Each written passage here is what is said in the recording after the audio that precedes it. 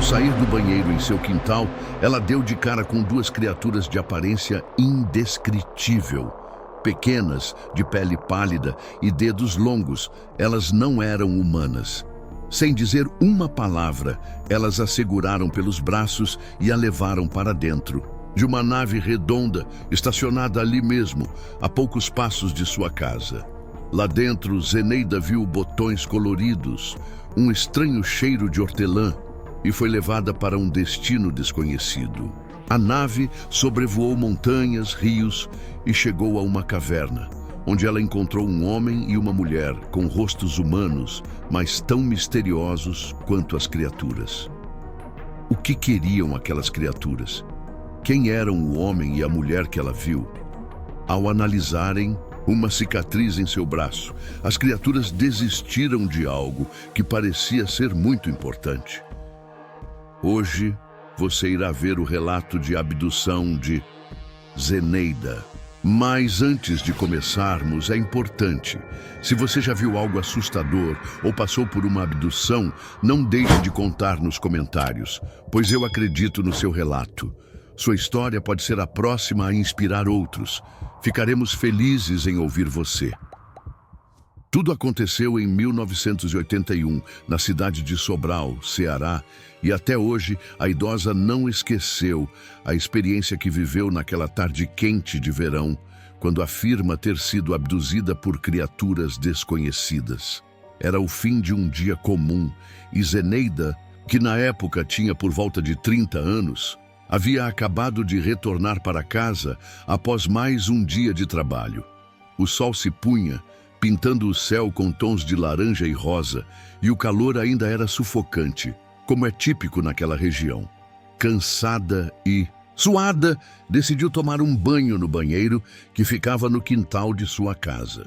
Era algo habitual para ela, uma vez que a simplicidade de sua residência refletia as condições comuns da época e região.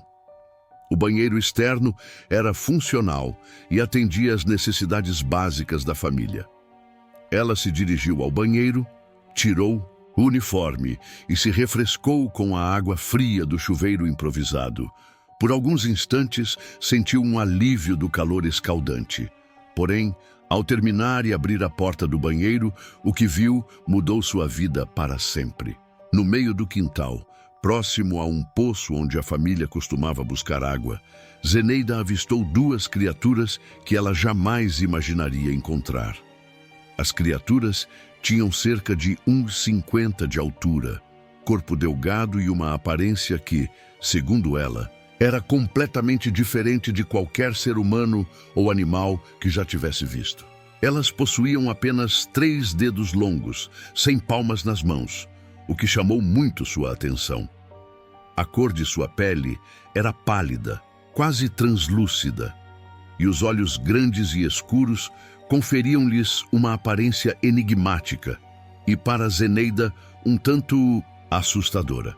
Assim que notaram sua presença, as criaturas deixaram o que estavam fazendo, coletando água em um balde pequeno, e vieram rapidamente em sua direção.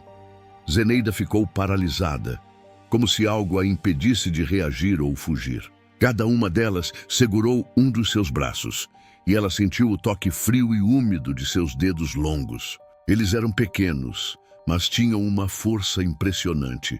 Não consegui me soltar, por mais que tentasse, relata. Zeneida estava apenas de roupas íntimas e tentou, em vão, pedir que a deixassem vestir-se. No entanto, as criaturas não deram atenção aos seus protestos.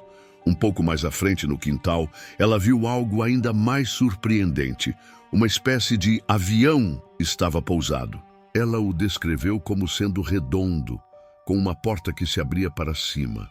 Era diferente de qualquer aeronave que ela conhecia, parecendo saída de um filme de ficção científica. As criaturas a conduziram para dentro da nave, onde uma nova sequência de eventos estranhos começou. O interior do objeto era pequeno e exalava um cheiro forte de hortelã, algo que ela nunca havia sentido em tamanha intensidade. O aroma era tão penetrante que chegou a lhe causar tontura. No centro, havia um reservatório. no qual as criaturas colocaram o balde de água coletado do poço. Havia também um painel com diversos botões coloridos que as criaturas apertavam de forma rápida e precisa. Elas pareciam se comunicar entre si com sons que Zeneida não conseguia compreender, algo que ela descreveu como zumbidos ou assobios curtos. Em um dado momento, a nave começou a se mover. Zeneida sentiu um leve tremor sob seus pés e logo percebeu que estavam decolando. Da pequena janela da nave, pôde ver o chão se distanciando rapidamente. Ela identificou pontos familiares da região, como o Cristo Rei, uma estátua icônica na cidade, e depois notou que estavam sobrevoando uma serra alta. Seu coração batia acelerado e ela não sabia o que esperar. Após algum tempo de voo, a nave pousou em um local que parecia ser um rio ou uma lagoa. As criaturas novamente a conduziram para fora da nave, segurando firmemente seus braços. Ela sentiu a água fria envolver seus pés e pernas enquanto entravam juntos no corpo d'água até a altura da cintura. O ambiente era silencioso, exceto pelo som da água e por alguns ruídos vindos da floresta ao redor. Foi então que uma das criaturas voltou para a nave, enquanto a outra permaneceu ao lado dela. Momentos depois, a criatura que havia ido até a nave retornou, segurando uma garrafa peculiar. A garrafa era alongada, com capacidade de aproximadamente 2 litros, e sua tampa tinha uma cor preta ou azul escura, além de possuir algo que parecia uma agulha acoplada. Zeneida sentiu um calafrio ao imaginar que aquilo poderia ser usado para extrair sangue dela. Neste momento, ela se lembrou de um acidente que havia sofrido anos antes, no qual precisou passar por uma cirurgia e ficou com uma cicatriz no braço.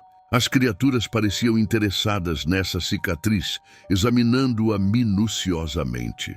No entanto, para sua surpresa, elas desistiram de usar a garrafa, como se tivessem encontrado algo ali que os fez mudar de ideia.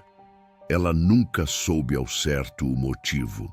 Depois disso, Zeneida foi conduzida de volta à nave, que decolou novamente. Desta vez, o destino parecia ser outro. Sobrevoaram outra serra e novamente ela foi retirada da nave. Ao entrar em um local entre rochas, Zeneida percebeu que estavam em uma espécie de caverna ou túnel na montanha. Lá dentro, encontrou algo inesperado, um homem e uma mulher, com aparência mais próxima da humana, mas ainda assim diferentes. Eram ligeiramente maiores que as criaturas e tinham pele escura e cabelos curtos. Eles a observavam com curiosidade, mas falavam em uma língua que ela não conseguia compreender. Essa parte da experiência deixou Zeneida ainda mais confusa. Quem eram essas pessoas? Estariam colaborando com as criaturas ou seriam prisioneiros como ela? Suas mentes fervilhavam de perguntas, mas nenhuma resposta veio. Pouco depois, as criaturas a levaram de volta para a nave e iniciaram o retorno. Finalmente, por volta de 1h30 da madrugada, Zeneida foi deixada no quintal de sua casa. A nave decolou silenciosamente e desapareceu no céu noturno. A sensação era de que horas haviam passado, mas tudo parecia um borrão em sua mente. A noite estava escura e o local deserto, já que poucas residências existiam na área na época. A experiência deixou marcas profundas em Zeneida, não apenas psicológicas, mas também emocionais. Ela nunca conseguiu esquecer o cheiro de hortelã, o toque frio das criaturas, ou a visão do homem e da mulher naquela caverna. Apesar de simples, Zeneida nunca se contradisse ao contar sua história, que permanece como um dos relatos mais intrigantes da ufologia brasileira.